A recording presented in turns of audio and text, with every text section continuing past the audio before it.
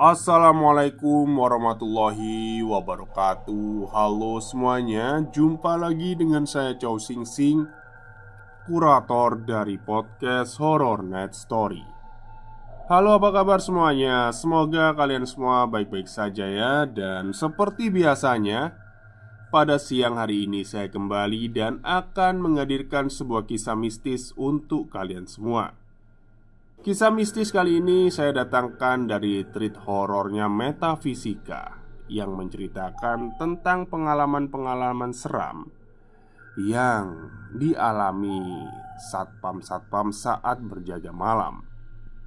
Oke, daripada kita berlama-lama, mari kita simak ceritanya.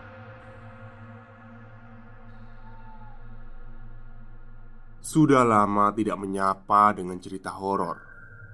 Beberapa minggu yang lalu, kami sempat mengunjungi beberapa kampus dan menyapa security yang ada di sana.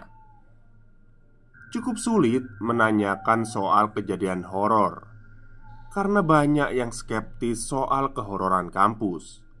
Namun, ketika menelisik lebih jauh, kami bertemu dengan 5 orang security kampus yang mau membagikan cerita mereka ketika berjaga malam di tempat mereka bekerja. Perlu diketahui, cerita kali ini bukan hanya terpusat pada satu tempat, namun ada beberapa tempat yang kami kunjungi. Dan tentunya nama tempat atau kampus akan kami samarkan. Cerita pertama dari salah satu kampus ternama yang berada di sekitar Sleman, Yogyakarta. Kampus yang sudah berdiri dari tahun 1958 ini memiliki banyak cerita horor di dalamnya. Dari cerita mahasiswanya, tenaga pendidik, maupun orang-orang yang mencoba membuktikan kehororan kampus ini. Panggil saja Pak Roni. Pak Roni sudah lama bekerja menjadi security kampus. Awalnya, dia hanya bekerja sebagai penambang pasir. Namun, di tahun 2013, dia diajak oleh temannya untuk mengikuti seleksi menjadi security dan akhirnya bekerja menjadi security kampus. Pak Roni bercerita banyak kejadian, dari kejahatan, maling, kelucuan mahasiswa, maupun kejadian horor yang ada di kampus ini.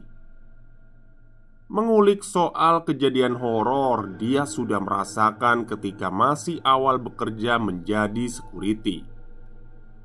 Pertama kali bekerja, Pak Roni bertugas seperti biasa, mengelilingi area depan hingga depan kampus. Ketika dia berada di area belakang kampus, Pak Roni tiba-tiba mendengar suara keramaian di sebuah kelas, seperti ada kegiatan perkuliahan, tepatnya di lantai 2. Pak Roni mencoba mendekati perlahan, penasaran bagaimana bisa ada kelas perkuliahan di jam 11 malam. Pak Roni dengan perlahan naik menuju lantai 2. Sesampainya di lantai 2, suara itu hilang tanpa jejak. Pak Roni mengecek setiap kelas dan memang benar-benar tidak ada tanda-tanda manusia. Hanya ruangan kosong dan lorong yang diselimuti kegelapan malam itu. Karena merasa nihil, Pak Roni akhirnya kembali ke lantai dasar, menuruni tangga dengan rasa was-was. Suara itu muncul lagi. Waduh, kalau aku dengar lagi, aku harus nemuin di mana suaranya. Begitulah rasa penasaran Pak Roni waktu itu. Benar saja, sesampainya di lantai dasar, Pak Roni kembali mendengar suara itu, bahkan lebih keras dari sebelumnya.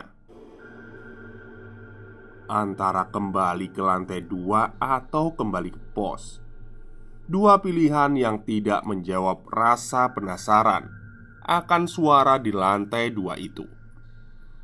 Pak Roni akhirnya memberanikan diri menaiki tangga lagi dengan langkah perlahan, sembari menyalakan senter dan mengarahkannya ke segala penjuru gedung. Langkah Pak Roni melamban ketika membuka gerbang tralis lantai 2. Perlahan dibuka gerbang itu, berjalan melewati tembok sebelum melihat lorong lantai. Tidak ada di bayangannya.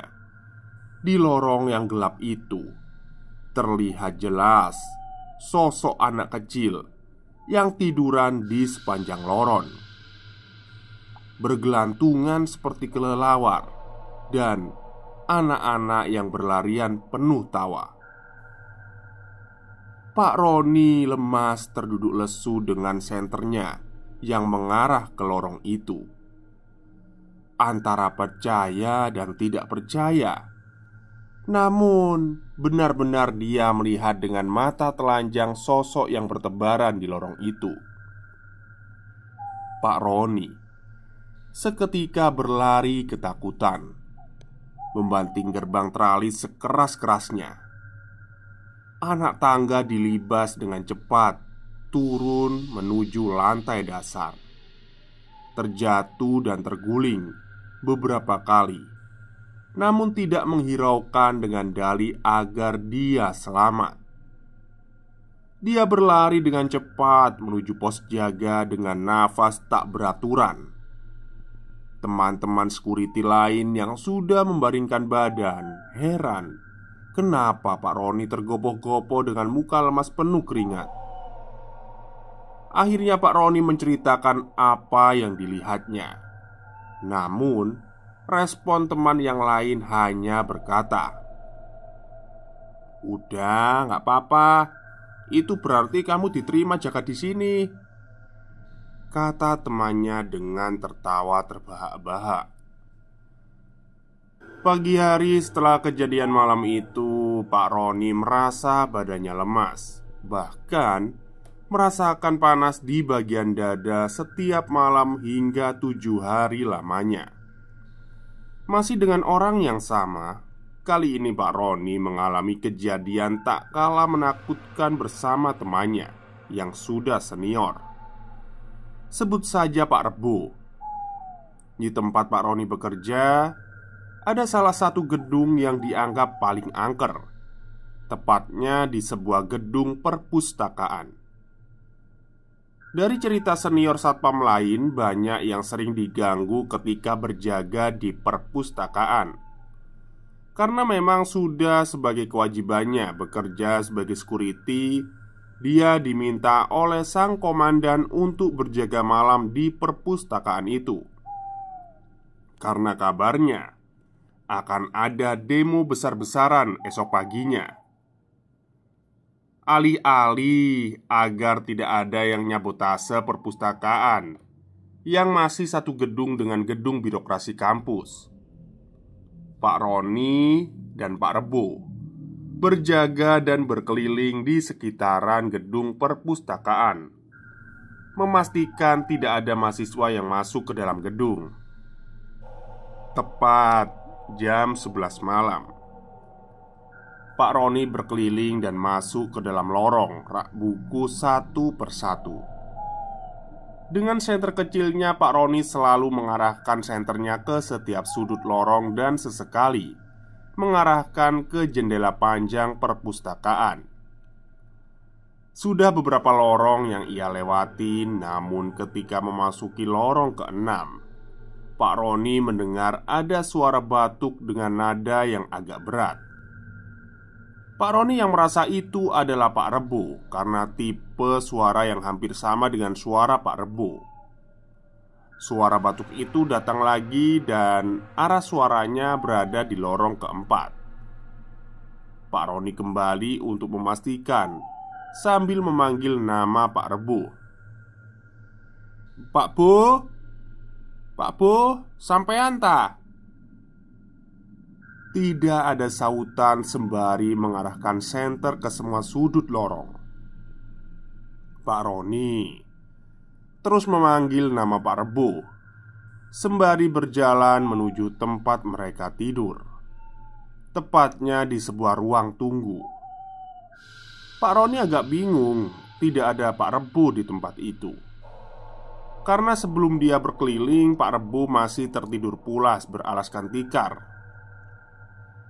Pak Bu, Pak Bu. Pak Roni terus mencoba mencari keberadaan Pak Rebo hingga keluar gedung. Namun Pak Rebo tidak menampakkan badan hidungnya. Ketika Pak Roni kembali ke ruang tunggu, Pak Roni menemukan sebuah kertas yang bertuliskan, "Dek, aku keluar dulu ya, cari makan. Kamu tadi tak cari nggak ada." Nah, itu mas anehnya. Padahal aku kepisah itu di satu ruangan. Masa temanku nggak lihat?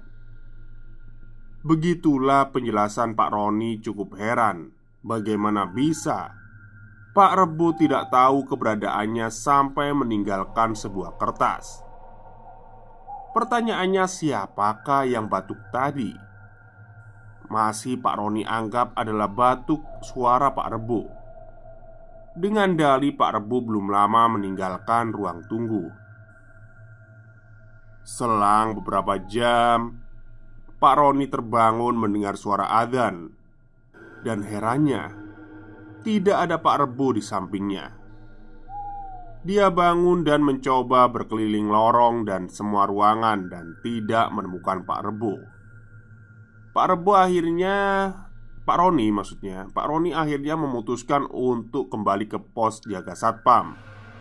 Dan ternyata melihat bayangan Pak Rebo yang masih terjaga di dalam pos security, dengan semua kaca ditutup rapat dengan kain. "Loh, kok ditutup kabeh toh Pak? Kalau lihat maling gimana?" Takut aku. Aku lihat pocong semalam." "Hah? Pocong? Di mana Pak?" Di sampingmu tidur." Ketika Pak Rebo kembali dari membeli makanan, ternyata Pak Rebo melihat Pak Roni tertidur dengan posisi memeluk sosok pocong. Awalnya Pak Rebo mengira itu adalah sebuah guling. Namun ketika dia mengarahkan senter ke arah muka Pak Roni, dia melihat sesuatu belahan hitam di antara guling putih tepat di sisi di mana saling berhadapan muka dengan Pak Roni. Pak Rebo mencoba mendekat dan terkejut.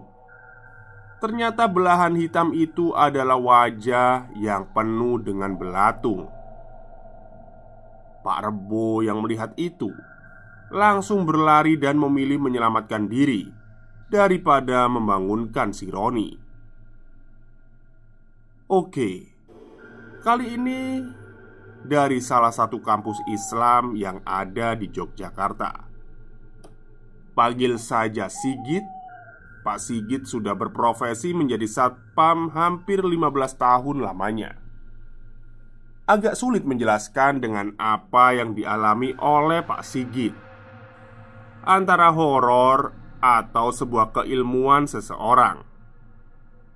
Pak Sigit berjaga seperti biasanya, kegiatan yang selalu dia lakukan selama beberapa tahun belakangan. Tepat jam 12 malam, Pak Sigit yang selalu bersantai di tempat duduk yang dia buat dari susunan kayu di samping pos jaga, ketika sedang membaringkan badan yang otomatis melihat gedung megah yang ada di depannya.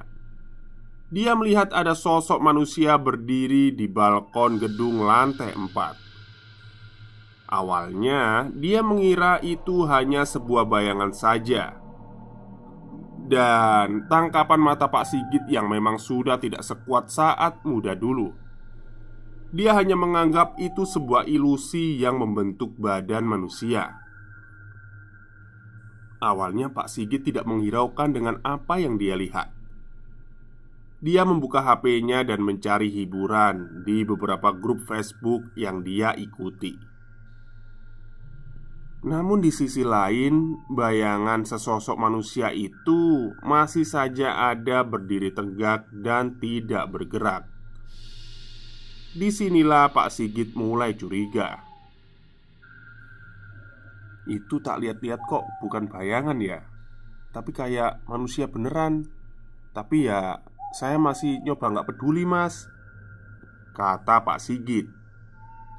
Di antara rasa penasaran Pak Sigit dengan bayangan itu, ketika Pak Sigit memfokuskan pandangannya ke arah bayangan di lantai 4 itu, tiba-tiba saja sosok bayangan manusia itu terjun ke bawah. Lantas refleks Pak Sigit berdiri dan berteriak, Edan!" Klak. Suara hentakan terdengar hingga pos satpam.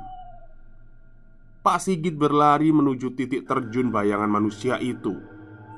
Dia berlari menerobos pagar dedaunan dan menghiraukan lalu lalang kendaraan, karena memang gedung lantai 4 dan pos jaga terhalang oleh jalan besar.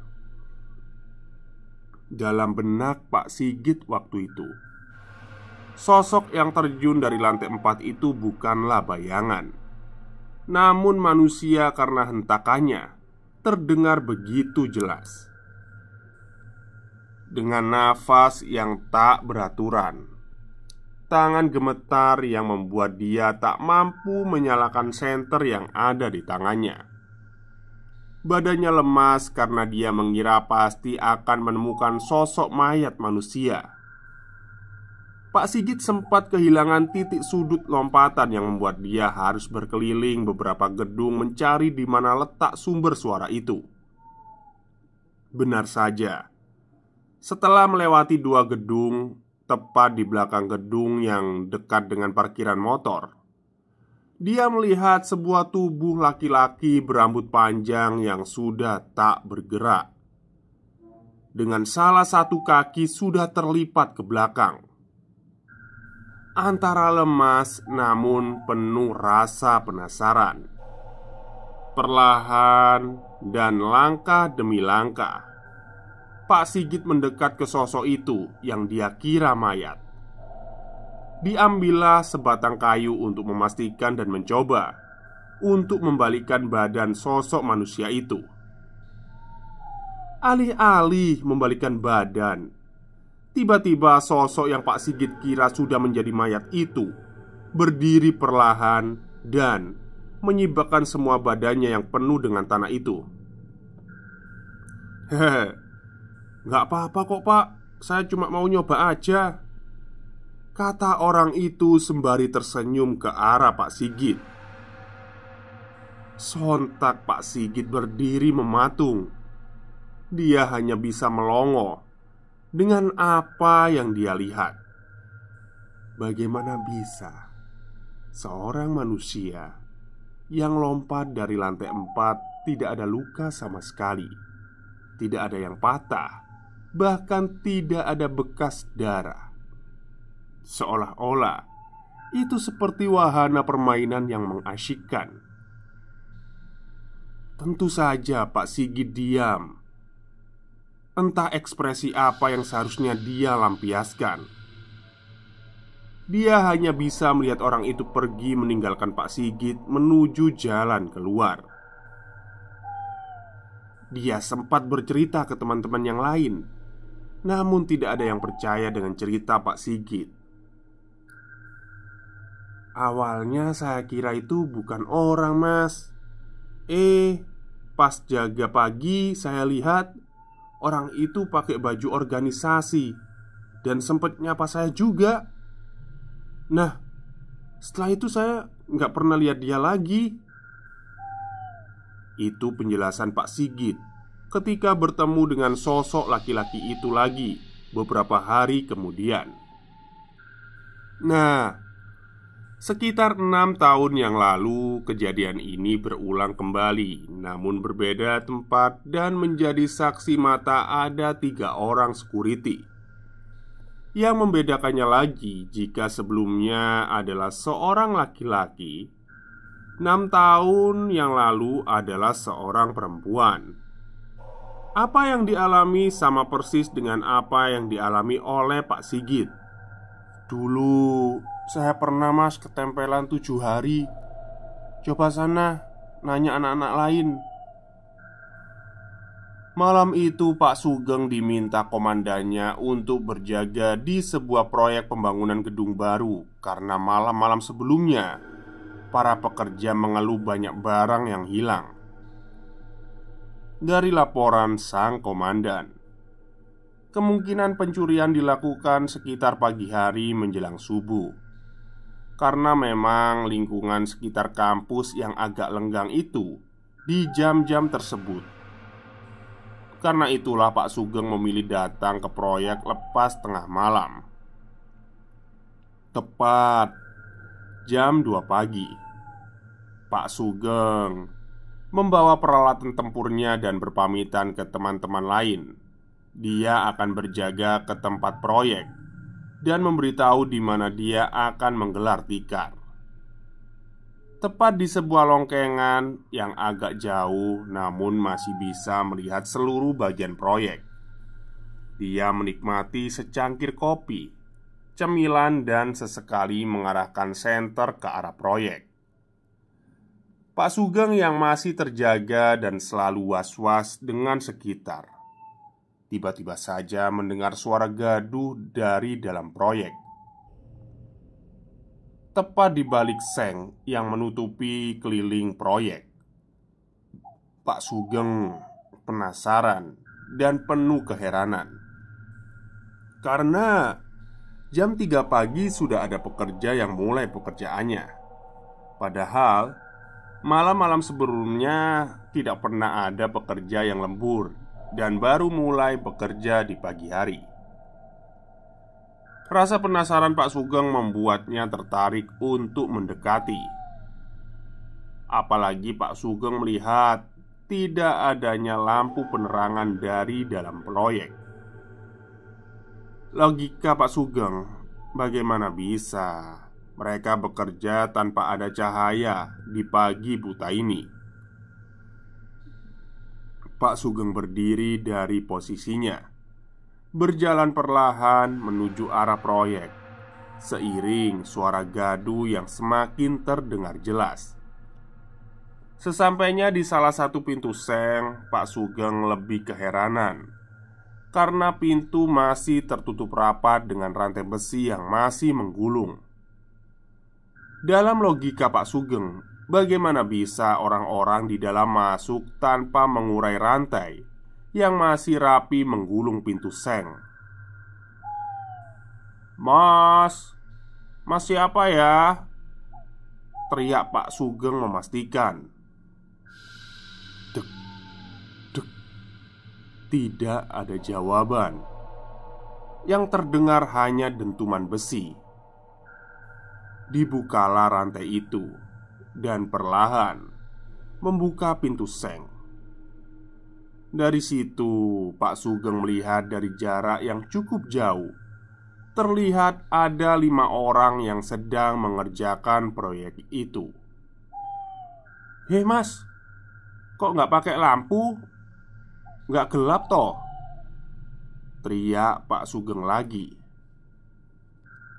Tidak ada jawaban.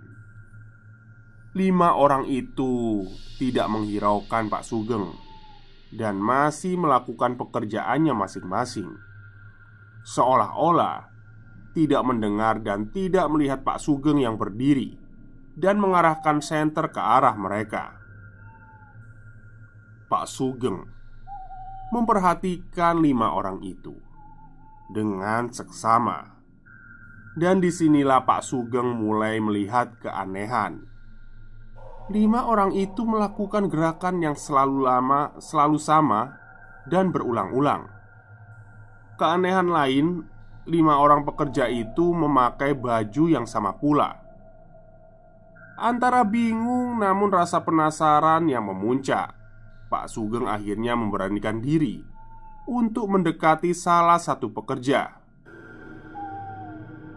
Mas, aku pinjem korek ya. Ada nggak? Korekku ketinggalan di pos jaga," tanya Pak Sugeng dengan alasan meminjam korek. Dan tiba-tiba, "Asuh!" teriak Pak Sugeng dan melempar senter miliknya.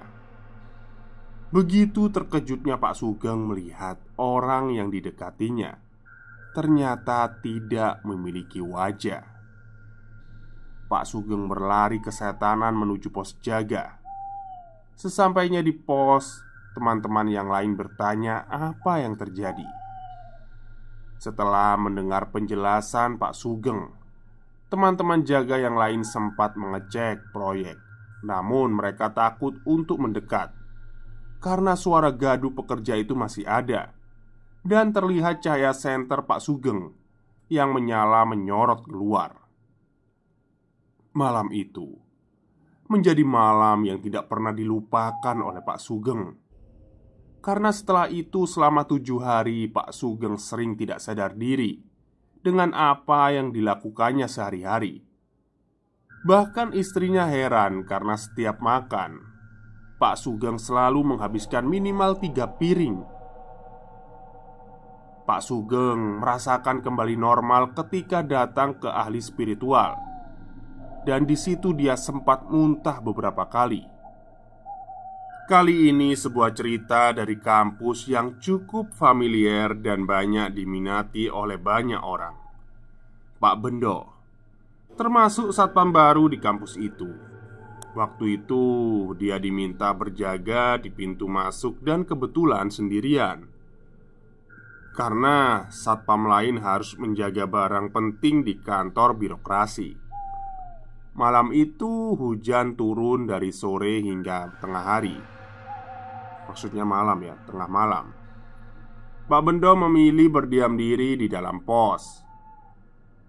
Jam 1 pagi tiba-tiba terdengar suara motor yang berhenti tepat di depan pagar kampus. Pak Bendo menengok keluar untuk mengecek siapakah orang yang datang jam 1 pagi. Dengan keadaan hujan yang masih cukup deras, awalnya dia mengira itu adalah seseorang yang ingin menuju ATM seperti biasanya. Tiba-tiba, orang itu mendatangi Pak Bendo dan menyapanya. "Piye, Ndo? Kabarmu bagus kan?" tanya orang itu dengan keadaan basah kuyup. Pak Bendo terheran dan sempat tidak mengenal seseorang itu. Pak Bendo mengamati dengan seksama dan barulah dia teringat ternyata seseorang itu adalah teman lamanya sewaktu SD bernama Rido.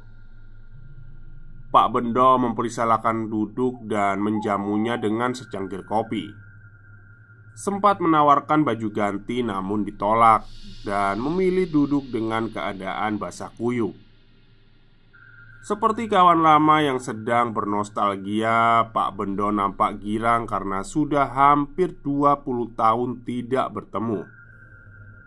Membicarakan kejadian masa lalu, tertawa lepas dengan kegilaan mereka sewaktu SD dulu. Bahkan menceritakan banyolan keluarga mereka masing-masing. Tak terasa jam menunjukkan 3:30 pagi. Rido berpamitan dengan dali mengantarkan istrinya ke pasar. Pak Bendo mempersilahkan dan sempat memeluk teman lamanya itu. "Ya wis, hati-hati lo ya. Besok main kesini lagi ya," kata Pak Bendo sembari membukakan pintu pos jaga. "Iya, Ndo. Sorry lo ya kalau aku banyak salah." "Alah, salah opo? Kamu itu nggak pernah salah kok." Rido bergegas menuju sepeda motor miliknya dan meninggalkan Pak Bendo. Suara motor perlahan menjauh dan seolah diberi sebuah pertanda. Tiba-tiba dalam benak Pak Bendo muncul pertanyaan, bagaimana bisa Rido mengetahui jika dia bekerja sebagai satpam? Bahkan tahu di mana posisi dia jaga malam itu. Dan pertanyaan itu yang tidak sempat ia tanyakan karena tertutup sebuah kebahagiaan nostalgia. Sudahlah, yang penting bisa ketemu terus ngobrol. Itulah yang dipikirkan Pak Bendo setelah muncul pertanyaan tersebut.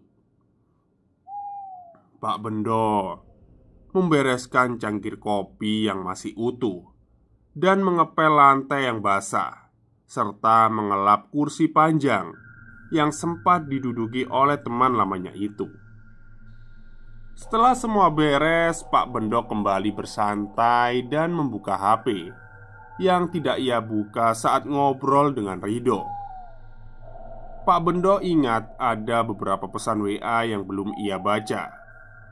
Dan disitulah ada beberapa pesan WA beberapa orang yang memberitahu berita kematian. Innalillahi wa inna ilaihi raji'un. Woi, ngelayat nggak, Pak Bendo? Beberapa pesan WA yang terpampang di layar handphonenya. Pak Bendo membuka beberapa pesan WA tersebut dan membacanya dengan seksama. Siapa yang meninggal malam itu? Disinilah Pak Bendo merasakan hal yang janggal dan sempat tidak percaya, bahkan membacanya berulang kali. Merinding, keringat dingin bercucuran dari pori-pori tubuhnya. Dari pesan WA tersebut tertulis yang meninggal bernama Rido, orang yang baru saja ia temui. Langsung saja terbesit pikiran, Rido mengalami kecelakaan setelah bertemu dengannya. Namun setelah dia amati, pesan WA itu dikirim jam 1.35, sekitar 35 menit setelah Pak Bendo bertemu dengan Rido. Dan dari pesan WA tertulis bahwa Rido wafat 12.15. Logika yang tidak bisa dijelaskan dengan akal sehat. Bagaimana bisa orang yang sudah meninggal bertemu, ngobrol, bahkan saling kontak fisik dengannya? Pak Bendo masih mencoba memastikan kebenaran berita kematian itu. Dia menelpon beberapa temannya yang ada di rumah dekat dengan Rido. Dan memang benar, yang meninggal malam itu adalah Rido. Rido yang menemuinya di pos jaga. Antara tidak percaya dan percaya ya, tapi dia benar-benar bisa merasakan. Tanpa pikir panjang, Pak Bendo meninggalkan pos jaga dan pergi ke sebuah angkringan untuk menenangkan dirinya. Bukan kesedihan, namun sebuah pertanyaan besar yang hinggap karena dia baru saja bertemu dengan orang yang sudah meninggal. Pikiran itu selalu hinggap bahkan hingga saat ini. Dan ternyata kalimat permohonan maaf Rido bukan hal biasa, melainkan sebuah pesan yang ingin disampaikan oleh Rido. Beneran lu mas, kok nggak percaya? Pas dicek CCTV, itu saya memang kayak lagi ngobrol sama bangku, nggak ada siapa-siapa. Jelas Pak Bendo waktu itu.